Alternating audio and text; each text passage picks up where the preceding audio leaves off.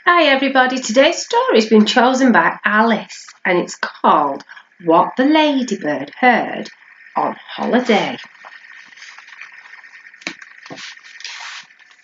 One fine day in the middle of May, the Ladybird went on holiday. She flew to the town to see the sights, the streets and the shops and the bright, bright lights. She saw the parks and the palace too. Then off she flew to visit the zoo. And the crocodile snapped, and the tiger growled, the lion roared, and the monkeys howled. The elephant trumpeted, trump, trump, trump. Said the camel with the great big hump. The hyena laughed, and the hummingbird whirred. But the ladybird said never a word. But the ladybird saw, and the ladybird heard. She saw two men she already knew. They were Lanky Len and Hefty Ewe, and she heard them chuckle, ho, ho, ho, we're going to kidnap Monkey Joe.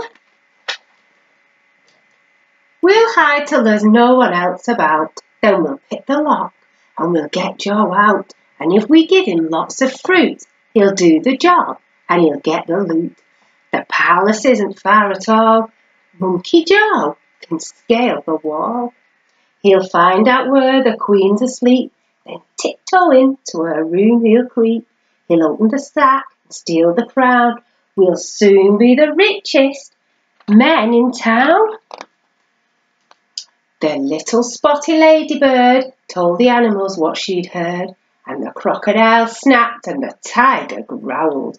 The lion roared and the monkeys howled. The elephants trumpeted, trump, trump, trump. Said the camel with the great big hump. The hyena cried and the hummingbird whirred, and all of the animals feathered and furred said, no, no, no, no, no, we can't let them kidnap Monkey Joe. But the ladybird had a good idea, and she whispered it into the monkey's ear. Then straight away the ladybird flew to the palace and had a word with the queen's two corgis, Willow and Holly, and one said, gosh, and the other said, golly. And both the dogs agreed to do just what the ladybird told them to. At dead of night, the two bad men, Hefty Ewe and Lanky Len, checked there was no one else about. Then they picked the lock and they got Joe out. They carried him off to the palace gate, gave him a sack, and then lay in wait. They watched him scale the palace wall, and they muttered, careful not to fall. Then they rubbed their hands as they saw him creeping into the room where the queen lay sleeping. Corgi Holly and Corgi Willow, who lay each side of the queen's soft pillow, were wide awake, and they said to Joe, come on, monkey, off we go. They led the way while the queen still slept, and they showed young Joe where the bones were kept. Then they helped the monkey fill the sack, and they wagged their tails as they carried it back. The two thieves yelled, hip, hip, hooray! But now let's make our getaway. They carried the sack to a nice quiet park, where the only sound was a distant bark. They found a bench and both sat down, and Ewe said, time to see that crown. I just can't wait, said Lanky Len. Then they opened the sack, but then you should have heard the moans and groans to find the sack was full of bones. Just then a dog came bounding up, and Ewe said, shh, you greedy pup. Another dog was close behind, and then came dogs of every kind. A lurcher and a Labrador, a Peaky, a Pug, and then more and more.